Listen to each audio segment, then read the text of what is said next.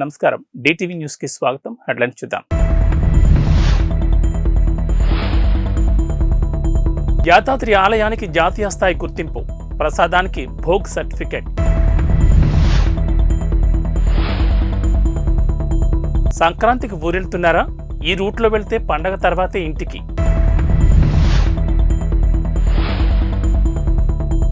మళ్లీ డాన్స్ చూసిన అంబటి, భోగి వేడుకల్లో జోరుగా స్టెప్పులు. తెలుగు రాష్ట్రాల్లో భోగి వేడుకలు ఘనంగా జరుగుతున్నాయి. చిన్న పెద్ద అందరూ ఉత్సాహంగా భోగి వేడుకల్లో పాల్గొంటున్నారు.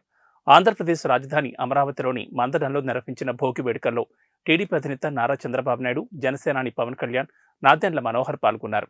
అమరావతి జేఏసీ, తెలుగుదేశం, జనసేన ఆధ్వర్యంలో తెలుగు జాతికి స్వర్ణయుగం సంక్రాంతి సంకల్పం పేరుతో ఈ కార్యక్రమాన్ని నిర్వహించారు.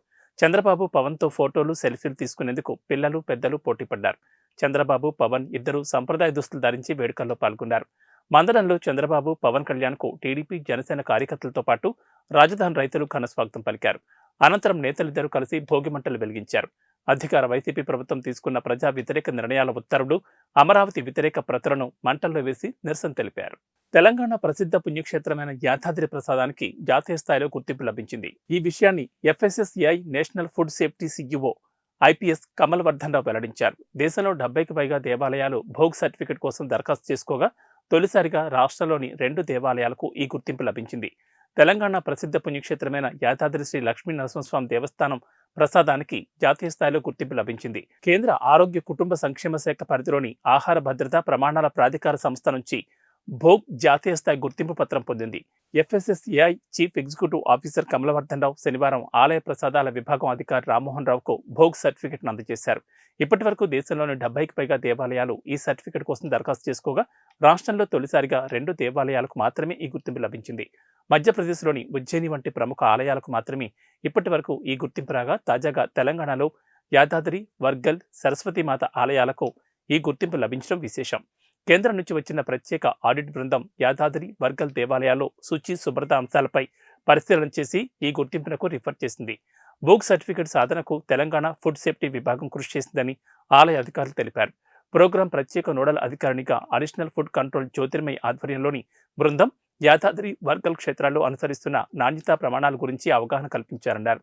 కేంద్ర బృందం జరిపిన తుది ఆడిట్ అనంతరం రాష్ట్రంలోని 2 దేవస్థానాలకు మొట్టమొదటిసారిగా భోగ్ గుర్తింపు లభించింది. ఈ సర్టిఫికెట్లు అందుకోవడం పట్ల ఆలయ అధికారులు హర్షం వ్యక్తం చేశారు. తెలుగు రాష్ట్రాల్లో సంక్రాంతి సందడి మొదలైంది. ఉద్యోగ, ఉపాధి, విద్య కోసం వేర్వేరు ప్రాంతాల్లో నివసించే వారంతా సొంతూళ్లకు చేరుకోవడంతో గ్రామాలన్నీ కలకల్లాడుతున్నాయి. భోగి సందర్భంగా ఆదివారం ఉదయం ఎక్కడ చూసినా సాంప్రదాయక కార్యక్రమాలు కనిపించాయి. ఎక్కడ చూసినా భోగి మంటల కోలాహలం కనిపించింది. చిన్న పెద్ద అనే తేడా లేకుండా సరదాగా కార్యక్రమాల్లో పాల్గొన్నారు. సత్తెనపల్లి పట్టణంలో వైఎస్ఆర్సీపీ కీలక నేత, మాజీ మంత్రి అంబటి రాంబాబు గత ఏడాది మాదిరిగానే ఉత్సాహంగా కనిపించారు. భోగి సందర్భంగా పట్టణంలో ఆదివారం నిర్వహించిన భోగి వేడుకలో ఆయన డాన్స్ చేశారు. జోరుగా, హుషారుగా స్టెప్పులు వేసి ఆకర్షించారు. డప్పు చప్పులకు లయబద్ధంగా డాన్స్ చేసి అందరినీ ఆకట్టుకున్నారు. ఈ కార్యక్రమానికి పెద్ద సంఖ్యలో హాజరైన వారంతా చప్పట్లతో రాంబాబును ఉత్సాహపరిచారు. గత ఏడాది సంక్రాంతి వేడుకల్లో అంబటి రాంబాబు సరదాగా చేసిన డాన్స్ చిన్నపాటి చర్చకు దారితీసిన విషయం తెలిసిందే. అంబటి డాన్స్ను పవన్ కళ్యాణ్ నటించిన బ్రో సినిమాలో పేరడీగా తీసుకోవడం, సోషల్ మీడియాలో ట్రోలింగ్ చేయడం హాట్ చర్చగా దారితీసింది. అయితే గతాన్ని పక్కన పెట్టి ఈ ఏడాది కూడా జోరుగా డాన్స్ చేయడంపై అంబటి ఆసక్తికర వ్యాఖ్యలు చేశారు. సంక్రాంతికి తాను సంబరాలు రాంబాబునేనని ఆయన అన్నారు. లేనిపోని రాద్ధాంతాలను తాను పట్టించుకోబోనని ఓ మీడియా సంస్థతో మాట్లాడుతూ అన్నారు. సినిమాల్లో కూడా చూపిస్తున్నారు కదా అని ప్రశ్నించగా సినిమాల్లో పెట్టుకునే స్థాయిలో నన్ను లేపుతుంటే నేనెందుకు కాదంటాను, నాకేం సమస్య లేదు, ఇంకో 2-3 పాటలకు డాన్స్ చేస్తానని వ్యాఖ్యానించారు. ఇదిలా ఉంచితే ఈ ఏడాది భోగి మంటల వేడుకల సాక్షిగా ప్రభుత్వ వ్యతిరేక నిరసనలను చేపట్టాలని విపక్ష టీడీపీ, జనసేన పార్టీలు తమ శ్రేణులకు పిలుపునిచ్చిన విషయం తెలిసిందే.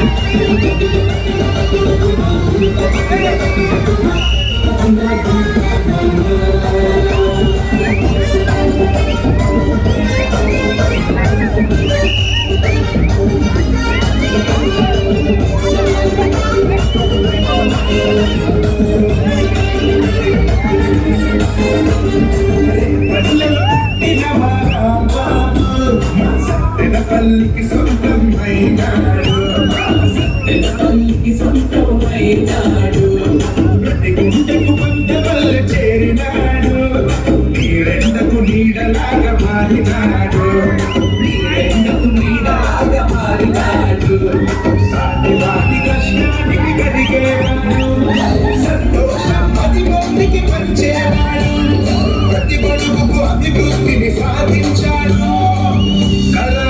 కరోనా విపత్తులోన కంటికి రెప్పలా కాపాడాడు. బాబు అమ్మటి సకాల రాంబాబు అమ్మటి అందుకే బాబు అమ్మటి రాంబాబు సకాల రాంబాబు అమ్మటి రాంబాబు.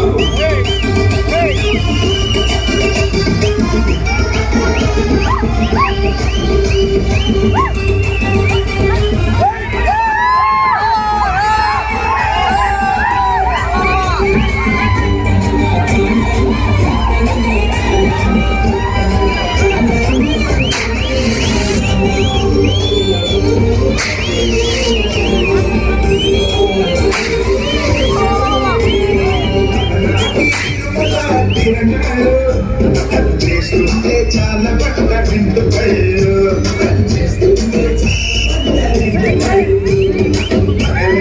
పడదోసి సంతోషాలు పల్లె పల్లె నింపినాడు సంక్షేమాలు, పల్లె పల్లె నింపినాడు సంక్షేమాలు, సంకురాత్రి పండుగ వస్తే 3 నాళ్ళు అంగరంగ వైభవమే అన్ని ఊళ్ళు. తన కొడుకు రాజారెడ్డి పెళ్లి సందర్భంగా వైఎస్ షర్మిల తెలుగు రాష్ట్రాలకు చెందిన ప్రముఖులను ఆహ్వానిస్తున్నారు. ఇరు రాష్ట్రాల ముఖ్యమంత్రులను పెళ్లికి ఆహ్వానించిన షర్మిల మాజీ సీఎం చంద్రబాబు నాయుడుతో పాటు ఇతర కీలక నేతలను కూడా స్వయంగా కలిసి ఆహ్వానించారు. తాజాగా నందమూరి తారకరత్న భార్య అలేఖ్యను కలిసి ఆహ్వాన పత్రిక అందించారు. అలేఖ్యతో షర్మిల, ఆమె భర్త అనిల్ కలిసి దిగిన ఫోటో సోషల్ మీడియాలో వైరల్ అవుతోంది. కాంగ్రెస్ నాయకురాలు వైఎస్ షర్మిల తనయుడు వైఎస్ రాజారెడ్డి మరికొద్ది రోజుల్లోని ప్రియా అట్లూరిని పెళ్లాడనున్న సంగతి అందరికీ తెలిసిందే. తన కుమారుడి వివాహ రిసెప్షన్కు రావాలని రాజకీయ రంగానికి చెందిన ప్రముఖులను షర్మిల ఆహ్వానిస్తున్నారు. తన సోదరుడు ఏపీ సీఎం జగన్ను ముందుగా ఆహ్వానించిన Sharmila Telangana CM Revanth Reddy, deputy CM Bhatti Vikramarka, మాజీ మంత్రి హరీష్ రావు, ఏపీ మాజీ సీఎం చంద్రబాబు నాయుడు సహా అనేక మందిని ఆహ్వానించారు. అయితే వాళ్ళందరికీ షర్మిల ఒక్కలే వెళ్లి వెడ్డింగ్ ఇన్విటేషన్ ఇచ్చారు. కానీ నందమూరి ఫ్యామిలీకి చెందిన అలేఖ్యారెడ్డికి మాత్రం షర్మిల, ఆమె భర్త బ్రదర్ అనిల్ కలిసి ఇన్విటేషన్ అందించారు. అలేఖ్యతో కలిసి వాళ్ళిద్దరూ దిగిన ఫోటో సోషల్ మీడియాలో ప్రత్యక్షమైంది. దీంతో తమ కొడుకు వివాహ రిసెప్షన్కు ఆహ్వానించడానికి షర్మిల దంపతులు తారకరత్న భార్యను కలిశారనే భావన వ్యక్తమవుతోంది. రాజకీయ నేపథ్యం ఉన్న వ్యక్తులను ఆహ్వానించడం కోసం షర్మిల ఒక్కరే వెళ్తున్నారు. కానీ రాజకీయ నేపథ్యం లేని కుటుంబానికి సన్నిహితంగా ఉండేవారని ఆహ్వానించడానికి షర్మిలతో పాటు అనిల్ కూడా వెళ్తున్నారని దీన్ని బట్టి అర్థమవుతోంది. ఇటీవల షర్మిల కాంగ్రెస్ పార్టీలో చేరిన సందర్భంగా మల్లికార్జున్ ఖర్గే ఆమె మెడలో కండువా కప్పి పార్టీలోకి ఆహ్వానించారు. ఆమె పక్కనే ఉన్న అనిల్కు కూడా ఖర్గే కండువా కప్పబోగా ఆయన సున్నితంగా తిరస్కరించారు. దీన్ని బట్టి తనపై రాజకీయ ముద్ర లేకుండా ఉండాలని బ్రదర్ అనిల్ అనుకుంటున్నారని తెలుస్తోంది. గత ఏడాది నారా లోకేష్ పాదయాత్ర ప్రారంభ సమయంలో గుండెపోటుకు గురైన తారకరత్న బెంగళూరులో చికిత్స పొందుతూ తుదిశ్వాస విడిచిన సంగతి తెలిసిందే. తారకరత్న వివాహం చేసుకున్న అలేఖ్య వైఎస్ఆర్సీపీ కీలక నేత విజయసాయిరెడ్డి మరదల కుమార్తె. సామాజిక వర్గాలు వేరైనప్పటికీ అప్పటికే అలేఖ్యకు పెళ్లై విడాకులు తీసుకున్నప్పటికీ రాజకీయంగానూ ప్రత్యర్థి పార్టీలకు చెందిన వారైనప్పటికీ తారకరత్న అలేఖ్య ప్రేమ వివాహానికి అవేవి అడ్డు రాలేదు. సైబర్ కేటుగాళ్లు కొత్త తరహా మోసాలతో రెచ్చిపోతున్నారు. తాజాగా అయోధ్య రామ మందిరం ప్రారంభోత్సవాన్ని తమ నేరాలకు ఉపయోగించుకుంటున్నారు. ఆలయ ప్రారంభానికి సంబంధించిన వీఐపీ టికెట్లు గెలుచుకున్నారంటూ వాట్సాప్కు సందేశాలు పంపుతున్నారు. ఇలాంటి వాటి పట్ల జాగ్రత్తగా ఉండాలని టీఎస్ఆర్టీసీ ఎండీ సజ్జనార్ హెచ్చరించారు. సైబర్ నేరగాళ్లు రోజుకు అవతారమెత్తి అమాయకులను మోసం చేస్తున్నారు. కొత్త తరహా పద్ధతుల్లో చీటింగ్ చేస్తున్నారు. ట్రెండ్కు తగ్గట్లుగా నడుచుకుంటూ అమాయకులను బుట్టలో వేసుకుని అందని కాడికి దోచుకుంటున్నారు. ప్రస్తుతం దేశంలో అయోధ్య రామమందిరం ప్రారంభోత్సవం ట్రెండింగ్లో ఉంది. ఈ నెల 22న రామమందిరం ప్రధాని మోడీ చేతుల మీదుగా ప్రారంభం కానుండగా ఇప్పటికీ అన్ని ఏర్పాట్లు పూర్తయ్యాయి. దీన్ని ఆసరాగా చేసుకుని సైబర్ కేటగాళ్లు కొత్త మోసానికి తెరతీశారు. అయోధ్య రామ మందిరానికి వీఐపీ టికెట్ గెలుచుకున్నారంటూ వాట్సాప్కు ఏపీకే ఫైల్ పంపుతున్నారు. దీనిపై ట్విట్టర్ వేదికగా ఆర్టీసీ ఎండీ సజ్జనార్ స్పందించారు. అయోధ్య రామ మందిర్ ప్రారంభోత్సవం ఈవెంట్కు వీఐపీ టికెట్లు కావాలా? అయితే ఈ లింక్ క్లిక్ చేయండి, డైరెక్ట్గా ఈ ఏపీకే ఫైల్ను డౌన్లోడ్ చేసుకోండి అని మీకు వాట్సాప్లో మెసేజ్ వచ్చిందా? అయితే తస్మాత్ జాగ్రత్త. ఇలాంటి మెసేజ్లోని లింక్స్ క్లిక్ చేసినా, ఏపీకే ఫైల్స్ డౌన్లోడ్ చేసినా ఇక అంతే, మీ డేటాను సైబర్ నేరగాళ్లు దోచుకుంటారు. మీ వ్యక్తిగత వివరాలు, బ్యాంకు వివరాలన్నీ తస్కరించి మోసాలకు తెగబడుతున్నారు. అన్ని స్క్రీన్ షాట్లు షేర్ చేశారు. ఇలాంటి మోసాల పట్ల జాగ్రత్తగా ఉండాలని హెచ్చరించారు. ఏమాత్రం అలసత్వం వహించినా ఖాతా ఖాళీ అవడం ఖాయమని, ఏదైనా అనుమానం ఉంటే పోలీసులను సంప్రదించాలని సజ్జనార్ ప్రజలకు సూచించారు. కాంగ్రెస్ ప్రభుత్వంలో సీఎం రేవంత్ రెడ్డి ప్రస్తుతానికి ఇంటి నుంచే పాలన సాగిస్తున్నారు. అయితే పాలనా భవనం విషయంలో సీఎం రేవంత్ రెడ్డి కీలక నిర్ణయం తీసుకున్నట్లు తెలిసింది. నిజాం కాలంలో 1900 సంవత్సరంలో నిర్మించిన ఇంద్రభవనం లాంటి పైగా ప్యాలెస్ను సీఎం క్యాంపు కార్యాలయంగా మార్చి అక్కడి నుంచి ఆయన పాలన చేయనున్నట్లు సమాచారం. తెలంగాణ నూతన సీఎంగా రేవంత్ రెడ్డి ప్రస్తుతానికి తన ఇంటి నుంచే పాలన సాగిస్తున్నారు. గతంలో సీఎం కేసీఆర్ ప్రగతి భవన్ను క్యాంప్ ఆఫీస్గా ఉపయోగించుకోగా కాంగ్రెస్ అధికారంలోకి రాగానే దాని పేరును ప్రజాభవన్గా మార్చి డిప్యూటీ సీఎం అధికారిక నివాసంగా కేటాయించారు. ప్రస్తుతం భట్టి విక్రమార్క ప్రజాభవన్లో ఉంటున్నారు. సీఎం రేవంత్ క్యాంప్ ఆఫీస్ కోసం చాలా ప్రాంతాలను పరిశీలించిన చివరకు హైదరాబాద్లోని ఓ చారిత్రాత్మక ప్యాలెస్ను ఆయన కేటాయించనున్నట్లు తెలుస్తోంది. నిజాం కాలంలో 1900 సంవత్సరంలో నిర్మించిన ఇంద్రభవనం లాంటి పైగా ప్యాలెస్ను సీఎం క్యాంప్ కార్యాలయంగా మార్చి అక్కడి నుంచి రేవంత్ రెడ్డి సర్కార్ పాలన చేయాలని యోచిస్తున్నట్లు సమాచారం. ఈ నేపథ్యంలో సీఎస్ శాంతికుమారి, మున్సిపల్ శాఖ ముఖ్య కార్యదర్శి దానకిషోర్ సహా పలువురు ఉన్నతాధికారులు పైగా ప్యాలెస్ను ఇటీవలే సందర్శించారు. త్వరలోనే ఆ భవనాన్ని రెనోవేట్ చేసి సీఎం క్యాంపు కార్యాలయంగా మార్చనున్నట్లు సమాచారం. ఆరో నిజాం మీర్ మెహబూబ్ అలీ ఖాన్ దగ్గర ప్రధానమంత్రిగా పనిచేసిన నవాబ్ వికారుల్ ఉమ్రా 1900 సంవత్సరంలో ఈ ప్యాలెస్ను నిర్మించుకున్నాడు. ఆ వంశం పేరు మీదుగా దీనిని పైగా ప్యాలెస్గా పేరొచ్చింది. అయితే ఈ భవనం నిజాంకు నచ్చడంతో ఆయనకే బహుమతిగా ఇచ్చారు. మీర్ మెహబూబ్ అలీ ఖాన్ తన కుటుంబ సమేతంగా అప్పుడప్పుడు ఈ ప్యాలెస్కు వచ్చేవారు. హైదరాబాద్ విజయవాడ హైవేపై ఉన్న పతంగి టోల్ ప్లాజా వద్ద భారీగా ట్రాఫిక్ జామ్ అయింది. సంక్రాంతికి హైదరాబాద్ నుంచి స్వగ్రామాలకు వెళ్తుండటంతో కిలోమీటర్ల మేర వాహనాలు నిలిచిపోయినట్లు తెలుస్తోంది. దీంతో ఆ ట్రాఫిక్లో చిక్కుకున్న ప్రయాణికులు ఫోటోలు తీసి సోషల్ మీడియాలో పోస్టులు పెడుతున్నారు. తెలుగు రాష్ట్రాల్లో సంక్రాంతి పెద్ద పండుగ. ప్రపంచంలో ఎక్కడ స్థిరపడ్డా సంక్రాంతికి అంతా స్వగ్రామాలకు చేరుకుంటారు. మరీ ముఖ్యంగా ఏపీలో ఈ పండుగను ఘనంగా నిర్వహిస్తారు. ఒక వేడుకల 4-5 రోజులు సంక్రాంతి గ్రాండ్గా సెలబ్రేట్ చేసుకుంటారు. బసవన్నల ఆటలు, కోడిపందాలు, భోగిమంటలు, ఇలా పండగ మామూలుగా ఉండదు. అయితే హైదరాబాద్ నగరంలో ఉంటున్న ఏపీ వాసులు గ్రామాలకు వెళ్లేందుకు సిద్ధమవడంతో రైల్వే స్టేషన్లు, బస్టాండ్లు 2 రోజులుగా కిక్కిరిసిపోతున్నాయి. రైల్వేల్లో ముందస్తు రిజర్వేషన్లు కూడా దొరకడం లేదు. మహిళలకు బస్సుల్లో ఫ్రీ జర్నీ కావడంతో బస్సుల్లో ప్రయాణించేందుకు ఎక్కువగా ఆసక్తి చూపుతున్నారు. ఇక ప్రైవేట్ బస్సుల్లోనూ రద్దీ విపరీతంగా పెరిగింది.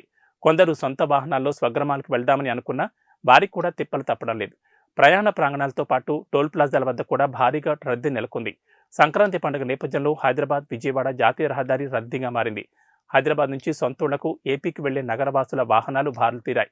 ఇప్పటికే సెలవులు ప్రకటించడంతో యాదాద్రి భువనగిరి జిల్లాలోని చౌటుప్పల్, పతంగి టోల్ ప్లాజా వద్ద వాహనాల రద్దీ విపరీతంగా పెరిగింది.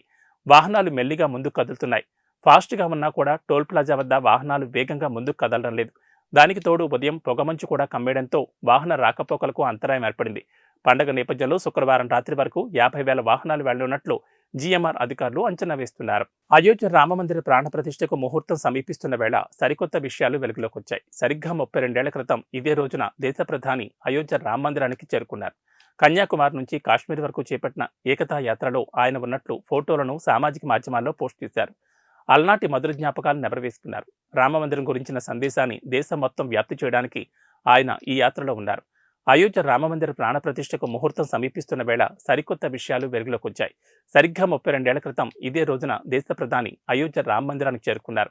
కన్యాకుమారి నుండి కాశ్మీర్ వరకు చేపట్టిన ఏకతా యాత్రలో ఆయన ఉన్నట్లు ఫోటోలను సామాజిక మాధ్యమాల్లో పోస్ట్ చేశారు. అలనాటి మధుర జ్ఞాపకాలను నెమరవేసుకున్నారు. రామమందిరం గురించిన సందేశాన్ని దేశం మొత్తం వ్యాప్తి చేయడానికి ఆయన ఈ యాత్రలో ఉన్నారు. అప్పట్లో జై శ్రీరామ్ నినాదాల మధ్య నరేంద్ర మోడీ ఒక ప్రతిజ్ఞ చేశారు. అయోధ్యలో రామమందిరం కట్టినప్పుడే తిరిగి వస్తానన్నారు. వాటికి సంబంధించిన ఫోటోలు ఇప్పుడు వైరల్గా మారాయి. కాశ్మీర్ను భారత్లో విలీనం చేయడం ద్వారా బీజేపీ దేశాన్ని ఏకం చేయడానికి తపస్సు చేసినట్లు ఈ సోషల్ మీడియా పోస్టులో పేర్కొన్నారు. నరేంద్ర మోడీ ప్రభుత్వంలో ఎట్టకేలకు శతాబ్దాల కలగా మిగిలిన భగవాన్ శ్రీరాముని ఆలయం ప్రతిష్ఠించబడిందని రాసుకొచ్చారు. అయోధ్యలో ఆ శ్రీరామచంద్రుడికి ఆలయం మాత్రమే కాదు, యావత్ అయోధ్య నగరమే పునర్నిర్మాణం జరుపుకుంటోంది. సర్వాంగ సుందరంగా తయారవుతోంది. లక్షల మందికి ఆతిథ్యం ఇచ్చేందుకు సిద్ధమవుతోంది. రైళ్లు, రోడ్లు, వాయు మార్గాల్లో చేరుకోవడానికి అవకాశం ఉన్న అయోధ్యలో ఆ మేరకు రవాణా మౌలిక వసతులను కేంద్ర రాష్ట్ర ప్రభుత్వాలు అభివృద్ధి చేస్తున్నాయి. అయోధ్య అనగానే అందరి దృష్టి అక్కడ నిర్మాణం పూర్తి చేసుకుంటున్న రామమందిరం, బాలరాముడి విగ్రహ ప్రాణప్రతిష్ఠపైనే ఉంది. ఆలయ ప్రారంభోత్సవం సందర్భంగా వచ్చే విశిష్ట అతిథులు, వారికి ఇవ్వబోయే బహుమతులు, ఆలయానికి వస్తున్న కానుకలు, ఇతర విశేషాల గురించి అందరూ ఆసక్తిగా తెలుసుకుంటున్నారు. ప్రారంభోత్సవం తర్వాత వీలును బట్టి రామజన్మభూమికి ట్రిప్ ప్లాన్ చేసుకుంటున్నారు. ఇంతవరకు బాగానే ఉంది. కానీ ఆలయానికి వచ్చే భక్తులకు ఆతిథ్యం ఇచ్చే అయోధ్య నగరం ఎలా ఉంది? మిలియన్ల సంఖ్యలో వచ్చే భక్తులకు ఆ నగరం ఆశ్రయం ఇవ్వగలదా? రోడ్డు విస్తరణ కారణంగా తొలగించిన భవనాల స్థానంలోనూ పునర్నిర్మాణ పనులు జరుగుతున్నాయి. ఇదిలా ఉంటే ఇప్పటికే ఇక్కడున్న హోటళ్లు, వసతి గృహాల నిర్వాహకులు తమ వ్యాపార సామర్థ్యాన్ని పెంచుకుంటున్నారు. ఈ క్రమంలో అదనపు అంతస్తులు లేదా విస్తరణ పనులు జరుగుతున్నాయి. ఈ క్రమంలో రియల్ ఎస్టేట్ రంగానికి రెక్కలొచ్చాయి. అయోధ్య నగరంతో పాటు పరిసర ప్రాంతాల్లో భూముల ధరలు పెరిగాయి. అమ్మకాలు, కొనుగోళ్లు సాగుతున్నాయి. సరికొత్త వెంచర్లు వెలుస్తున్నాయి. ప్రైవేట్ హోటళ్లు, రిసార్ట్లు పెరుగుతున్నాయి. నగరంలో ఆలయానికి సమీపంలో నివాస భవనాలున్న ప్రతి ఒక్కరూ తమ ఇళ్లను హోటళ్లుగా మార్చేస్తున్నారు. లేదంటే హోమ్ స్టేలు మార్చి తమ ఆదాయ మార్గాలను పెంచుకుంటున్నారు. ఈ క్రమంలో ప్రతి ఇంట్లోనూ నిర్మాణ పనులు జరుగుతున్నాయి. మొత్తంగా అయోధ్య నగరం మొత్తం under construction, work in progress అని చెప్పొచ్చు. రామజన్మభూమి తీర్థక్షేత్ర ట్రస్ట్ అయోధ్యలో ప్రాణ ప్రతిష్ఠాన కార్యక్రమానికి పలువురు ప్రముఖులను ఆహ్వానిస్తోంది. ప్రాణ ప్రతిష్టాపన రోజున అయోధ్యకు వచ్చే అతిథులకు ప్రత్యేక లడ్డూలను పంపిణీ చేసేందుకు కూడా ఏర్పాట్లు చేశారు. జనవరి 22న 1,00,000 మందికి పైగా భక్తులు అయోధ్యకు వస్తారని ఆలయ ట్రస్ట్ అంచనా వేస్తోంది. ఈ ప్రారంభోత్సవానికి ముందు జనవరి 16 నుంచి వివిధ కార్యక్రమాలు ప్రారంభం కానున్నాయి. ఈ నెల 22న అయోధ్య రామమందిరంలో జరిగే ప్రాణ ప్రతిష్టాపన కార్యక్రమంలో పాల్గొనేందుకు టీమిండియా మాజీ క్రికెటర్ సచిన్ టెండూల్కర్కు ఆహ్వానం అందింది. దేశవ్యాప్తంగా వివిధ రంగాలకు చెందిన సుమారు 11,000 మంది ప్రముఖులకు ఆలయ ట్రస్ట్ ఆహ్వానాలు పంపించింది. క్రికెట్ ప్రపంచంలో సచిన్ టెండూల్కర్తో సహా పలువురు క్రికెటర్లు ఇప్పటికే రామమందిరాన్ని ప్రారంభోత్సవానికి ఆహ్వానం అందుకున్నారు. వారిలో నీరజ్ చోప్రా, పివి సింధు, విరాట్ కోహ్లీ, రోహిత్ శర్మ సహా ఇతర ప్రముఖ క్రీడాకారులు ఉన్నారు. జాకీ ష్రాఫ్, రజనీకాంత్, రణబీర్ కపూర్ వంటి సినీ పరిశ్రమ ప్రముఖులకు కూడా ఆహ్వానాలు అందాయి. ఈ సందర్భంగా రామజన్మభూమి తీర్థక్షేత్ర ట్రస్ట్ సభ్యులు మాట్లాడుతూ 11,000 మందికి పైగా అతిథులు, ఆహ్వానితులకు జ్ఞాపికలను అందజేసేందుకు ఏర్పాట్లు చేస్తున్నట్లు తెలిపారు. ఇవి బులెటిన్ విశేషాలు. నమస్కారం.